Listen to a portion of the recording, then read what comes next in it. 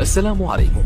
لا تنسوا الاعجاب بالفيديو والاشتراك في القناة تشجيعا لنا لنستمر بنشر المزيد ان شاء الله. البداية ما تنساوش الاشتراك في القناة ووضع لايك للفيديو. تدخلت طائرات قناصير المختصة في إخماد الحرائق صباح اليوم لإخماد حريق جامعة عين مديونة نواحي تونات، والذي اندلع في غابة جبل القرع منذ زوال يوم أمس السبت، وأتى على مساحة شاسعة من المجال الغابوي. وحسب مصدر محلي فإن طائرتين من نوع قناصير اخترقتا أجواء عين مديونة وشرعتا في إخماد الحريق بعد جهود كبيرة بذلتها عناصر الإطفاء ومصالح المياه والغابات ومواطنين منذ زوال يوم أمس، وفي غياب معطيات رسمية.